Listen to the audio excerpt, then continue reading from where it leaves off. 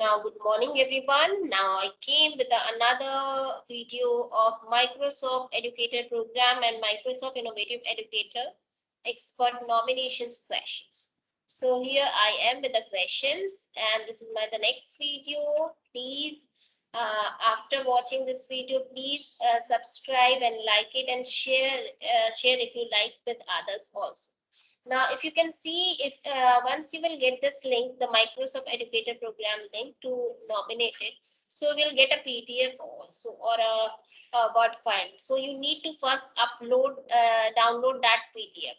Now, hint is given like a edu nomination. It is preferably okay to work at this http://ika.ms edu nomination, and there is a hint also given how to nominate it. So we are having three phases of the nomination. So the phase one, about you, you have to fill it. This is simply so we know who you are. About you, you have to fill. Phase two, scored questions are there on using Microsoft Education's tools, and you must reach a certain level to move on the human review phase A. So whatever you have done, this is the phase number two. And the next phase, that is phase number three, is a long form questions, and that will be reviewed by your local Microsoft team. Like in your country or a region, your final submission must be received by the end of the 15th July is the last day of submission. So before 15th July, you have to submit it. So the questions I'm going to, this is the phase one question. First, about you, we will get, once you will touch that link, you will get these questions. So in the phase number one, first you have to type your first name, last name, your email ID. Your school has given also the email ID that also you have to fill, and then your home address, school institution address, and organization. Your school is having a particular the one website also you have to fill it. And what is your title? What is your designation in your school? So that you have to do. Now the next phase is current role at the school organization. What you are doing, like that you according to your school, whatever you are doing, that you have to apply. Now the third question is your school is a showcase school or incubators or neither? So that you have to select it. If showcase schools, then there will be a drop down of all showcase schools will come, and there will be a drop down of yes, select yours also. It will, the list will come. If neither, then enter the name of your school and organization. Okay. Now, what is the range of the students which you are teaching? So select that all. If you select all the apply, you can select it. Now, what is the subject which you are teaching? That subject you can apply in that, in between of that. So the next thing is that your students, learners have access to internet at the school. You have an internet connection where all the students can access. If it is yes, then click on yes. According to your desire, you can select it. The same thing is there. The next question also, do your students and learners have access to internet at home? So at home, like right now, everyone is, I'm teaching with the Microsoft team. So they are having an internet connection, then only they are able to access it. So I have clicked on yes. Now, what technology do they are using, either mobile phone or a laptop, with the combination of both? Because many of the students in my school also, if I'm talking about, then so many students are using the mobile phone as well as laptop or sometimes tablet. So according to you, whatever device they are using, you need to tick mark. Now the URL, you have to share of your social handles. If you are using Twitter, Facebook, Instagram, LinkedIn, TikTok, YouTube channel, blogs, and if you are having others also, any other social handles, so you can select it at other social handles as well. Now, how many followers do you have on Twitter? How many followers do you have on Twitter? So you have to write the number of followers here. The section is given, so you can write it. Now, what tools, devices do you use regularly? Like whatever devices you are using in just beside MS Team, I'm using more or less like Google Apps, Chromebooks, Windows devices. So you need to select. It is completely up to you which type of devices you are going to select this thing. Now, what tools, devices does your school and organization use yours? So whatever devices and the tools the schools are also using regularly, that also we need to tick mark. Now the next is, with what other the teach community are you connected? Check all. Like what educator, Adobe Creative Educator of LibGrid, or a Google certified coach, or a Minecraft, or whatever thing, Backlight, Ambassador. So these things, if you are using it and if you are connecting with this community, so you have to tick mark. Now the next is that, have you taken any course or earned any badges, any trophies on Microsoft Learn? This is the link of Microsoft Learn. So many courses are there. So once you will click on that link, for filling this nomination link, you have to do some courses at least. So you need to click on it. You will do some courses in that, and it is free available.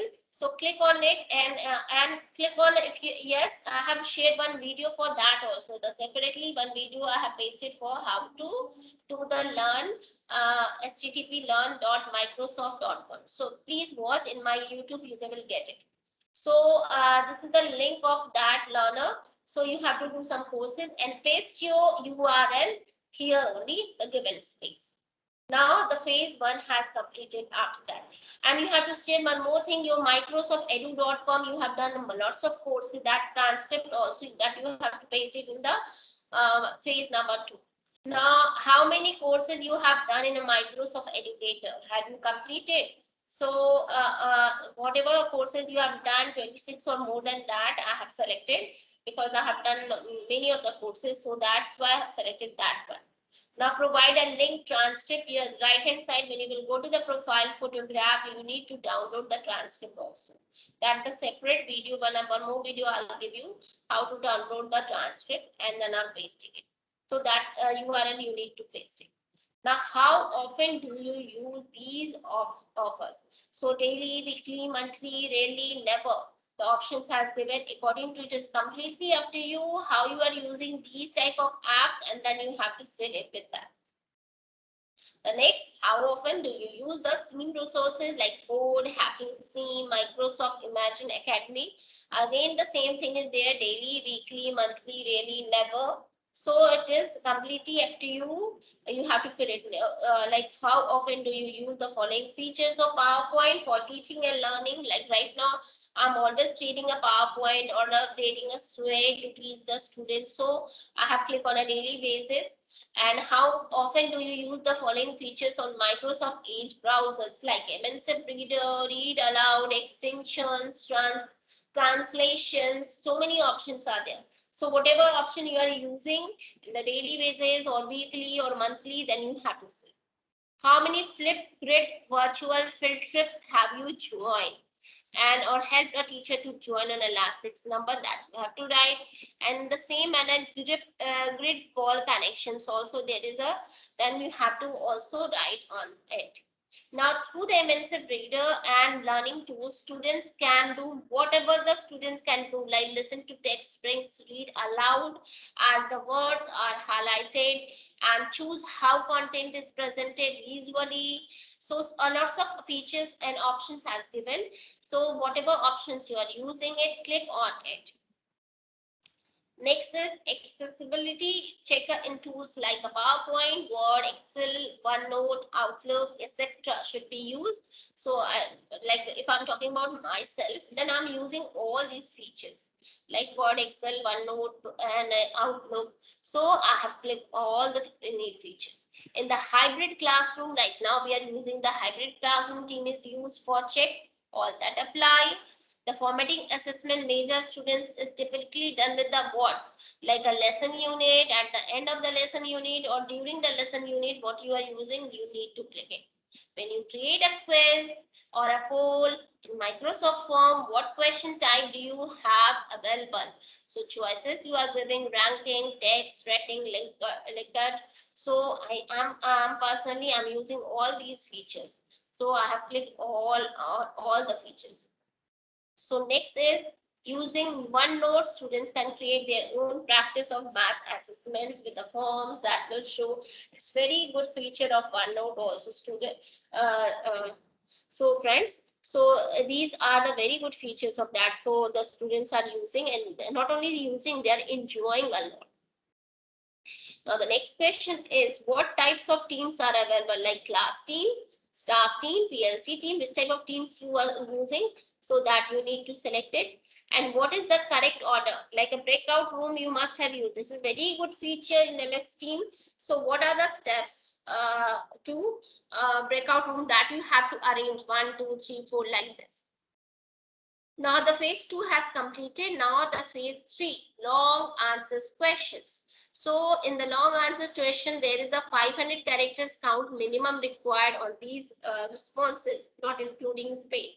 So be you have to be very much alert about of that. So the first question, where you an MI expert? If you are an MI expert, so you have to describe how you have contributed to the MI expert community to support other MI expert of and the growth of your colleague. So that you have to write in the first one. Now, next question, describe how you leverage Microsoft tools to increase accessibility for all learners in your classroom. So that you have to also write down in 500 characters minimum and 2000 characters maximum. Next is, tell us about your series of lesson, unit, or a project or you did with the learners that incorporate Microsoft technology for improved learning outcomes, like what 21 CLT skills were including. So for that, you can see the hint of the section. Once you have downloaded, there is a open the 21 CLT courses are there. Once you click on it, you will get a lots of answers also. You can take that answer also and you can paste it here. So the next is a provide a link of an example of learning artifact. So artifact is a tangible result of the students learning. How did they demonstrate and what they have learned from a project or a lesson or a unit of your learners with a URL. So we have to share the URL. It could be a sway of a portfolio. If we have given the training of the teacher also, that also we can do. Maybe it will be a lesson plan they put together after once you are training. And if you teach a students, it could be a video or a PPT also, a Word document, a spray, anything at all. You could even use screenshot to show your learners that. So keep all learners' names, faces, identifier, and information out of what you have shared. And check your link to ensure that it is working to access to review or answer in the browser of now. You have to check your URL also. Everyone can access the thing. This is very, very important, friends. Now, next question is describe what the artifact that result of the students learning is to which you shared a link and how it demonstrate the desired learning objectives and how Microsoft tools were critically a part of the learning. So you have to describe in a 500 to 2000 character. So that you have to do. And the two examples that you are supported both of your learning and the learning growth of your colleagues, and describe the activities that you have completed led into how is resulted in a better teaching and learning process. So this is the last question. After the last question, you will get a submit button, so you can submit it. So you will get in this document also lots of links are there that it can be able to help you out. Okay, friends, I hope everyone have enjoyed this video of that, and please subscribe and share my channel and like it also. So the next time also I'll come with another video. Hope you like it. Thank you, friends.